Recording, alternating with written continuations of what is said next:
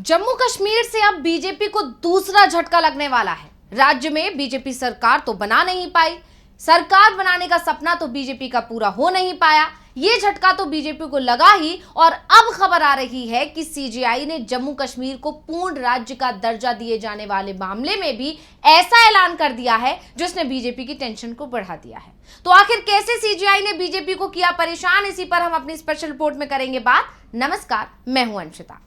तो जम्मू कश्मीर में नई सरकार का गठन हुआ। धारा 370 हटने के बाद बने नए केंद्र शासित प्रदेश के पहले सीएम के रूप में उमर अब्दुल्ला को एलजी मनोज सिन्हा ने शपथ दिलवाई। अब्दुल्ला के शपथ लेते ही अगले दिन जम्मू कश्मीर की जनता को सुप्रीम कोर्ट से एक बड़ी खुशखबरी मिल गई। दरअसल सुप्रीम कोर्ट में कुछ ऐसा हुआ जिसके बाद घाटी के लोगों में प्रदेश को पूर्ण राज्य का दर्जा मिलने की उम्मीद जग गई है। दरअसल चीफ जस्टिस डीवाई चंद्रचूड़ की बेंच के सामने एक याचिका लगाई गई जिसमें जम्मू कश्मीर को पूर्ण राज्य का दर्जा दिलाने जाने की मांग की गई। सीजेआई ने इस याचिका को स्वीकार कर लिया, और खास बात यह है कि सीजेआई डीवाई चंद्रचूड़ 10 नवंबर को रिटायर हो रहे हैं। ऐसे में यह माना जा रहा है कि इस तारीख से पहले ही वो याचिका को निपटा देंगे। यानी मतलब साफ है कि सुप्रीम कोर्ट ने इस याचिका को सुनवाई योग्य मान लिया है। तो अब देखना होगा कि इस याचिका पर सीजेआई की बेंच क्या फैसला करती है। आपको याद होगा साल 2014 में जब आखिरी बार जम्मू कश्मीर में चुनाव हुए थे, तब ये एक स्पेशल स्टेटस वाला राज्य हुआ करता था, और इसी मुद्दे को उमर अब्दुल्ला हो या राहुल गांधी हो, यानी इंडिया गठबंधन ने जोर शोर से उठाया। अपने सभी भाषणों में इंडिया गठबंधन के तमाम नेताओं ने जनता से ये वादा किया कि अगर उनकी सरकार बनेगी तो जम्मू कश्मीर को स्पेशल स्टेटस का दर्जा वापस दिलवा कर ही रहेंगे। और ऐसे में अब जब उमर अब्दुल्ला की सरकार बन चुकी है और उनका कहना है कि वो घाटी को पूर्ण राज्य दिलवाने के लिए संघर्ष करने की बात कर चुके हैं, तो ऐसे में जब सुप्रीम कोर्ट की तरफ से भी इस याचिका पर सुनवाई को हरी झंडी मिल गई, तो ये तो सोने पे सुहागा जैसी बात हो गई। सुप्रीम कोर्ट में लगाई गई याचिका में जम्मू कश्मीर को समयबद्ध तरीके से राज्य का दर्जा बहाल करने की मांग की गई, जिस पर कोर्ट ने कह दिया है कि वो इसे सूचीबद्ध करने पर विचार करेगा। आपको बता दें कि सीजेआई डीवाई चंद्रचूड़, जस्टिस जेबी पारदीवाला और मनोज मिश्रा की बेंच के सामने ये याचिका पहुंची थी, और वो इस याचिका पर तुरंत सुनवाई के लिए राजी हो गए। वरिष्ठ अधिवक्ता गोपाल शंकर नारायण ने याचिका पर कहा था कि जम्मू कश्मीर को राज्य का दर्जा देने के लिए एक मिसलेनियस एप्लीकेशन लगाई गई है। पिछले साल के फैसले में यह उल्लेख किया गया था कि इसे समयबद्ध होना चाहिए, जिसके बाद सीजेआई ने यानी कि डीवाई चंद्रचूड़ ने इस पर टिप्पणी करते हुए कहा कि मैं इसे निपटाऊंगा। ताजा आवेदन जम्मू कश्मीर के शिक्षाविद जहूर अहमद भट्ट और सामाजिक राजनीतिक कार्यकर्ता खुर्शीद अहमद मलिक ने दायर किया था।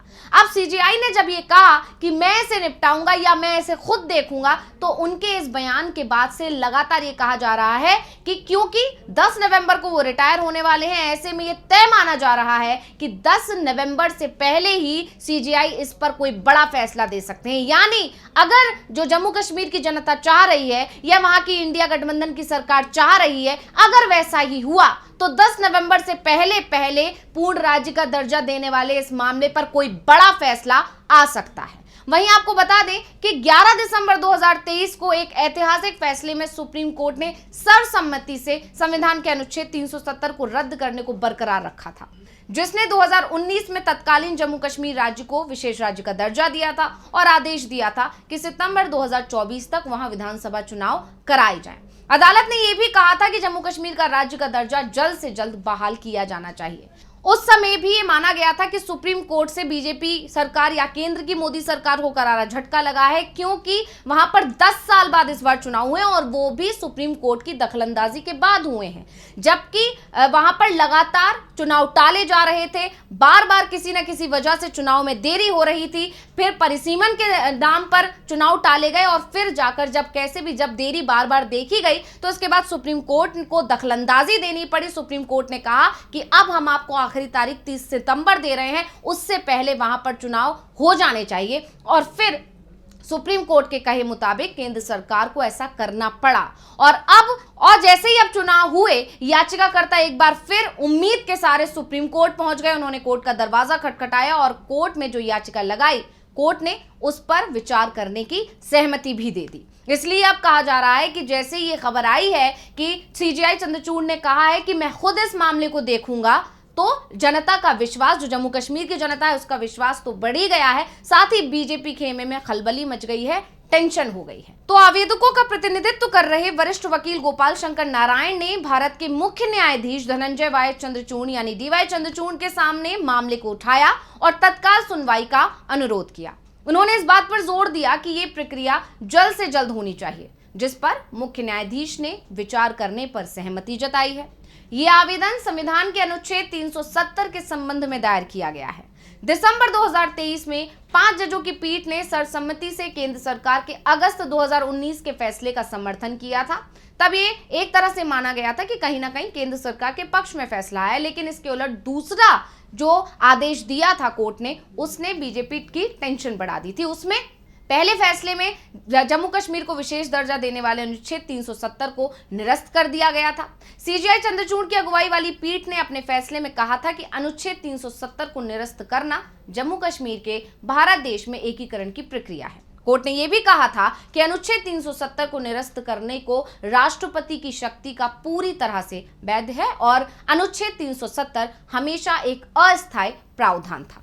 तो फैसले में चुनाव आयोग को 30 सितंबर 2024 तक जम्मू कश्मीर विधानसभा के लिए चुनाव कराने का निर्देश भी दिया गया था और केंद्र से कहा गया था कि वो जितनी जल्दी हो सके जम्मू कश्मीर को राज्य का दर्जा दे। हालांकि सुप्रीम कोर्ट ने इस बात पर कोई फैसला नहीं सुनाया था कि जम्मू कश्मीर को केंद्र शासित प्रदेश में बदलना संवैधानिक रूप से सही है या नहीं है।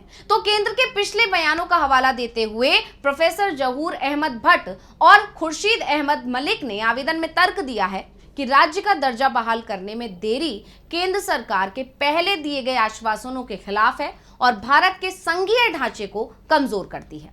आवेदन में इस बात पर भी जोर डाला गया है कि हाल ही में शांतिपूर्ण विधानसभा चुनाव प्रक्रिया के बावजूद राज्य का दर्जा बहाल करने के लिए कोई ठोस कदम नहीं उठाए गए हैं।